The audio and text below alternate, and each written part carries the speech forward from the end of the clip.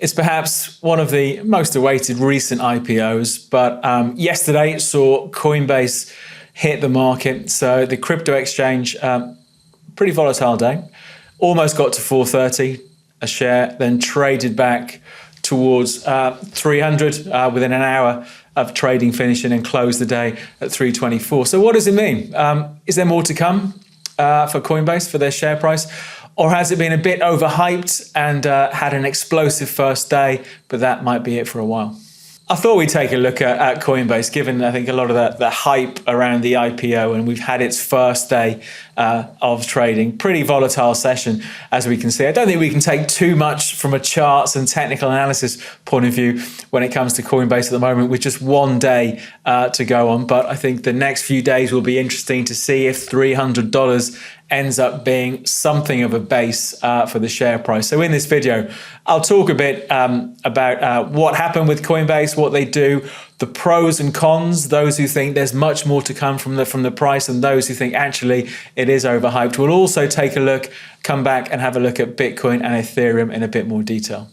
Hello, I'm David Jones from Capital.com, and as we've had probably the most widely awaited IPO of the year so far, I thought we'd take a look at Coinbase. We're only one day into the trading, but let's talk a bit about some of the pros and the cons, how it traded yesterday, and we'll also catch up with how Bitcoin and Ethereum are performing. So as usual in this video, I'll talk a bit about all of this, then we'll jump onto the platform, look at things in more detail and see where the opportunities might be. Of course, if you're watching this and you haven't subscribed, if you could subscribe, it does help support the channel. And every Friday we do these live streams from 2:30 UK time. If you're subscribed with the alarm bell notification pushed, you get a notification off YouTube when we're about to go live.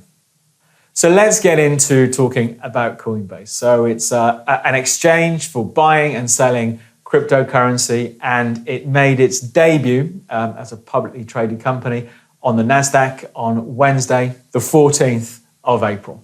If you've bought or sold crypto yourself, it might be a name you're familiar with. The company was founded just in 2012, so not even 10 years ago. And in the latest quarter, it had 56 million verified users.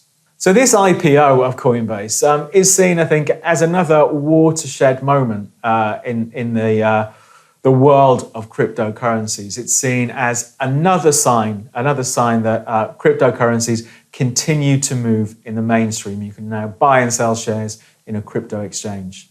The reference price ahead of trading was $250 a share. That was set by Nasdaq. And as we saw in trading yesterday on its first day of trading as a publicly quoted company, the shares almost touched $430 a share. So as we often see with these IPOs, a lot of excitement, at least in the beginning, can really push the share price higher. So with it trading up to nearly $430 a share, this gave it a market cap, a valuation of just over $100 billion. So it was a very successful debut from a Coinbase point of view. But as usual, there are those who say the shares could go even higher, and there are those who are saying at the current valuation, based on the first day of trading, I think at the close of trading, it was worth over $80 billion anyway, even though the share price slid. There are those who are saying that actually it's massively overvalued. Those who say it is overvalued compare it to other exchanges. So it looks at the Nasdaq as an exchange itself, which is again a publicly traded company, and the parent company of ICE that owns the New York Stock Exchange. It says to justify this valuation, Coinbase would need to see about 1.5 times the trading revenue of these two exchanges, which clearly it doesn't have. These two are very well established stock market exchanges. That doesn't mean we can't see it in the future, but that's one reason that those who say it's overvalued are pointing to.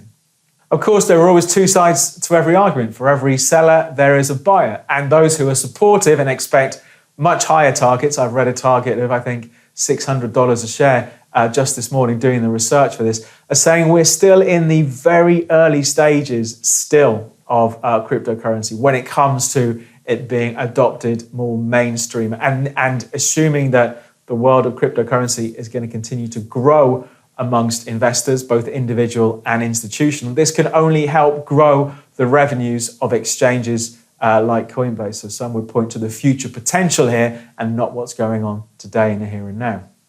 Wherever your opinion, if you're trading with us with Capital.com, you can buy it using contracts for difference and spread bets. Or if you think it is overvalued, you can, of course, short sell. You can take a position if you think the stock is going to slide from where it's trading now. Either way, it's going to be a really interesting one to watch, I think, in the weeks ahead as we get a bit more price discovery and perhaps more normal trading after the excitement of that initial IPO.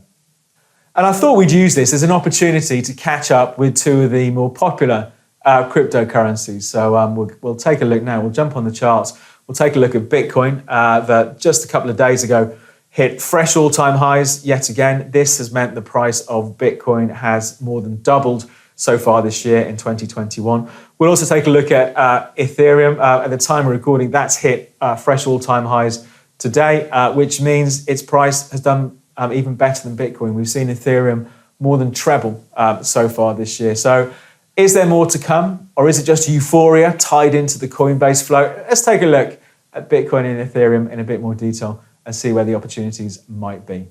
So here's the longer term view for Bitcoin. The trend that we're in at the moment started probably October of last year as the price started gaining momentum. Then, of course, in December, broke out to fresh all-time highs, finally taking out that 2017 high, just shy of $20,000.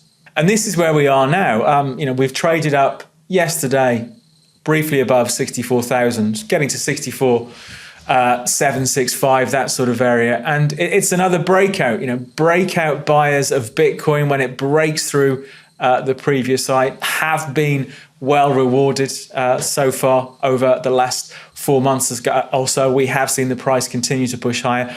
We're still in this big trend. Even if we did have a sell-off in Bitcoin, the trend line is coming in currently around 34,000, that sort of level. And we have lots of pockets of support. So if we were looking, to trade it now, we've got potential areas of support for selling stops down at sort of 55,000 from early April. After that, we'll be looking back to the late March lows around 50,000. You'd expect that to be something of an important psychological level for Bitcoin. So we're sort of slightly in reverse at the moment, but looking at the RSI down here, perhaps not too surprising. It is a bit overheated down at these levels. The last time the RSI went overbought was back here, and it did again mark that short-term top in mid-March. But overall, what can we say? When we look at markets on this channel, all the other markets that we look at, very much into following trends. You can't deny the trend in Bitcoin. It was only yesterday it moved to fresh all-time highs. So whilst we may still see sell-offs, we've got support ranging, all the way from about $30,000 below where we are now, where that trend line is, to various levels on the way up. So for now, at least, it still looks like a buy the dips.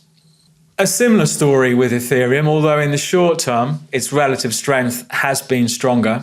It was January of this year, January and into February, where Ethereum took out its previous all-time high from early 2018. A bit of volatility since then. Let's zoom in. So we had the break, then we had a pullback, sort of 30% plus pullback, and the price.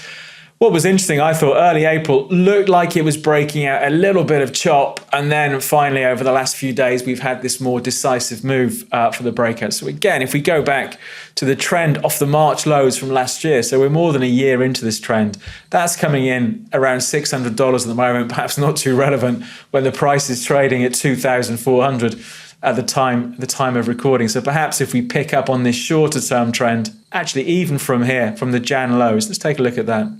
So this is where we are on that trend, the trend for this year, I suppose we could call it. We're looking at 4-hour candlesticks now. So each candle represents 4 hours worth of trading. That trend coming in around 1650 at the moment. Lots of support, I think, for me. If we saw a sell-off from here, I'd be watching to see what happens around 2,000, 1,900, that sort of area. The lows just before the price exploded out to these fresh all-time highs. If we get a deeper sell-off, like I say, 1650 to 1700 looks like an area to watch. So like Bitcoin, for now at least, we can't deny the strength.